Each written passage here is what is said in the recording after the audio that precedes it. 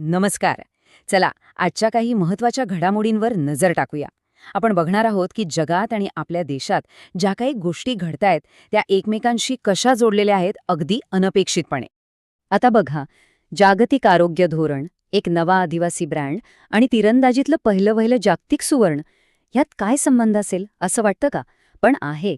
ह्या सगळ्या गोष्टी एका मोठ्या चित्राचा भाग आहेत. चला मग बघूया हे सगळं नक्की काय आहे ते. सुरुवात करूया आपल्या पहिल्या भागापासून. ह्यात आपण बघणार आहोत की आंतरराष्ट्रीय स्तरावर ज्या मोठ्या मोठ्या गोष्टी ठरतात त्या आपल्या इथल्या स्थानिक पातळीवर कशा पोचतात. सगळ्यात आधी बोलूया वन हेल्थबद्दल. फ्रान्समध्ये नुकतीच एक परिषद झाली. वन हेल्थ म्हणजे काय? तर एक असा विचार की माणूस, प्राणी, वनस्पती आणि आपलं पर्यावरण हे सगळं एकमेकांशी जोडलेलं आहे. म्हणजे कोणा एकाचं आरोग्य दुसऱ्याशिवाय चांगलं राहू शकत नाही. खरं तर हा खूप मोठा आणि महत्त्वाचा विचार आहे, नाही का?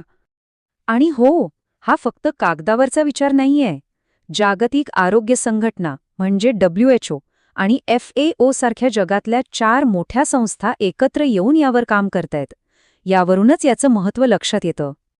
आता जागतिक सहकार्याचं आणखी एक उदाहरण बघूया, पण थोडं वेगळ्या क्षेत्रातलं. नुकतीच भारत आणि रशियामध्ये एक मोठी बैठक झाली. इथे मुद्दा आरोग्याचा नव्हता, तर व्यापार आणि आर्थिक संबंधांचा होता.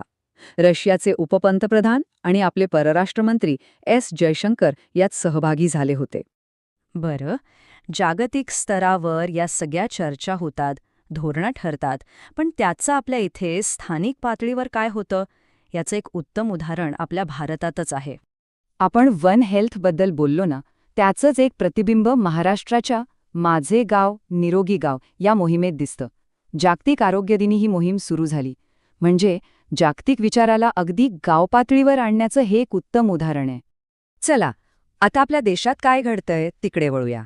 इथली धोरणं, अर्थव्यवस्था आणि त्या सगळ्याचा आपल्यावर काय परिणाम होतो ते बघूया. जरा हा आकडा बघा. 14.95 लाख कोटी रुपये. हो, हे आपल्या भारताच्या कापड उद्योगाचं 2024 मधलं बाजार मूल्य आहे. किती प्रचंड आकडा आहे हा, विचार करा. यावरून या क्षेत्राची ताकद लक्षात येते. आणि ही वाढ काही साधीसुधी नाहीये. मागच्या फक्त 14 वर्षांमध्ये म्हणजे 2010 पासून या क्षेत्रातली मागणी जवळपास 3 पटीने वाढली आहे. खरंच अविश्वसनीय वाढ आहे ही. आता अर्थव्यवस्थेसोबतच माहिती आणि प्रसारण क्षेत्रातही मोठे बदल होत आहेत. टीव्ही रेटिंग्सबद्दल एक नवीन धोरण आलंय. यात काही महत्त्वाचे बदल आहेत जेणेकरून सगळं पारदर्शक होईल. जसं की आता लँडिंग पेजचे व्ह्यूज मोजले जाणार नाहीत आणि कंपन्यांच्या बोर्डवर किमान 50% स्वतंत्र संचालक असणं बंधनकारक असेल. पैसा, मनोरंजन या सगळ्यासोबतच आरोग्यही तितकंच महत्त्वाचं आहे, बरोबर? आणि आरोग्यामध्ये सगळ्यात मोठा मुद्दा असतो तो म्हणजे अन्न सुरक्षेचा. याच विषयावर राष्ट्रीय मानवाधिकार आयोगाने अन्न भेसळीवर एक महत्त्वाची बैठक घेतली. मुद्दा हा होता की ही समस्या किती मोठी आहे आणि यावर कडक कारवाईची गरज आहे. म्हणजे आता या समस्येकडे राष्ट्रीय पातळीवर लक्ष दिलं जातंय, ही एक चांगली गोष्ट आहे. चला, आता जरा संस्कृती आणि काही ऐतिहासिक क्षणांबद्दल बोलूया. अशा काही गोष्टी ज्या पहिल्यांदाच घडल्या आहेत आणि ज्याचा आपल्याला अभिमान वाटायला हवा. आदिवासी व्यवहार मंत्रालयाने रिसा नावाचा एक नवीन ब्रँड सुरू केलाय. काय आहे हा ब्रँड? तर यातून आदिवासी समाजाच्या वेगवेगळ्या कला, त्यांची हस्तकला या सगळ्याला एक व्यासपीठ मिळणार आहे. यात 10 हस्तकला क्लस्टर, 5 प्रकारचं विणकाम, भरतकाम, बरंच काही आहे. त्यांच्या परंपरेचं हे एक खूप सुंदर प्रदर्शन आहे. संस्कृतीसोबतच आपला समाजही बदलतोय, पुढे जातोय. आणि याचंच एक उदाहरण म्हणजे संसदेत नुकताच घडलेला एक ऐतिहासिक क्षण.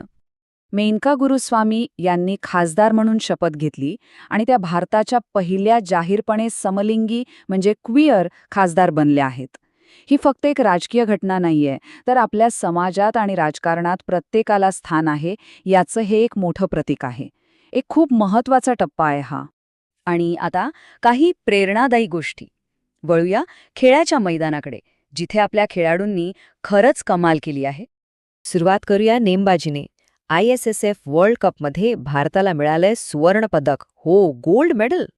ही कामगिरी केली आहे पलक गुलिया आणि मुकेश नीलावल्ली यांनी.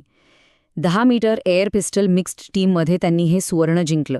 आणि विशेष म्हणजे मुकेशचं हे पहिलंच वर्ल्ड कप मेडल आहे. त्याच्यासाठी हा क्षण किती अविस्मरणीय असेल नाही का? आता एक अशी कामगिरी जी फक्त प्रेरणादायी नाही तर अविश्वसनीय आहे. तिरंदाजीच्या जगात असं काही घडलंय जे आजपर्यंत कधीही घडलं नव्हतं. पायल नाग हे नाव लक्षात ठेवा. आंतरराष्ट्रीय सुवर्णपदक जिंकणारी ती जगातली पहिली अशी तिरंदाज बनली आहे जिचे 4ही अवयव नाहीत. हो, क्वाड्रपेल अँप्युटी. तिने वर्ल्ड पॅरा आर्चरी सिरीज फायनलमध्ये सुवर्णपदक जिंकून इतिहास घडवलाय. ही कामगिरी म्हणजे मानवी जिद्द आणि धैर्याचं एक अद्भुत उदाहरण आहे. खरंच, काहीही अशक्य नाही हेच यातून दिसतं. तर जागतिक आरोग्य, स्थानिक मोहिमा, आपली अर्थव्यवस्था, सामाजिक बदल आणि खेळामधले हे ऐतिहासिक विजय या सगळ्या आजच्या बातम्या आहेत. पण त्या आपल्याला उद्याबद्दल काय संकेत देत आहेत? जग बदलतंय हे नक्की, पण कोणत्या दिशेने? जरा विचार करण्यासारखा प्रश्न आहे हा.